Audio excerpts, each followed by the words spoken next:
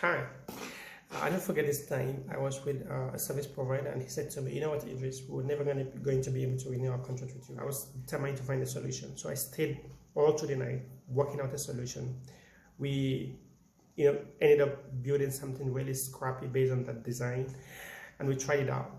Something that allows the user to deal with that restaurant without us having a contract with them.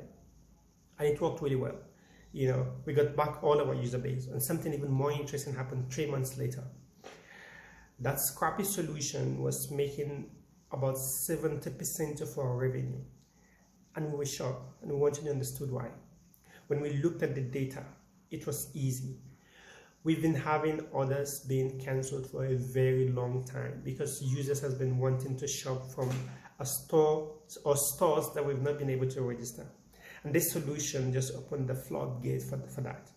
So it's that point where you have something, a craving you want to buy for a particular store, but that store you can find it online. So you always sacrificing your preference for convenience. So you just buy whatever that is available, if you can drive there. So convenience and preference has been mutually exclusive for a long time for our users.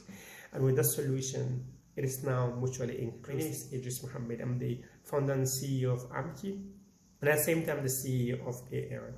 A-errand is an integrated subsidiary of Amki, which is now incorporated in the United States. Myself and my team, with over 3 decades experience in retail, logistics, supply chain, we're very, very proud of what we've been able to create.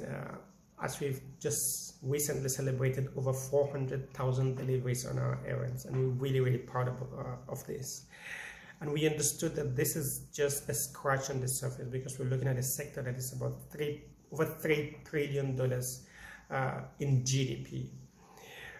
Today we're raising around $750,000 for a $10 million safe valuation cap, and we're really open to discussing these funding options as much as possible.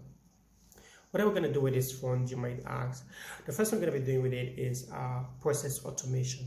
We have a challenge where most of our complicated orders have to come through the customer service center, and we have to remodify and then revise it back to the drivers.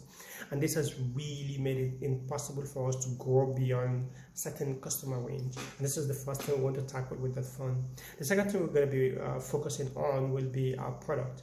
We're currently on the verge of a product release that has taken very long, and mostly because our technical team is so thin, and then we really need to do something about that to allow us to have iteration as fast as possible.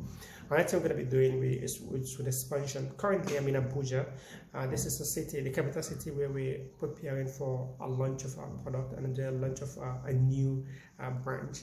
And so we're going to be using a huge part of that funding to facilitate this. So these are the key things we're looking to do with funding.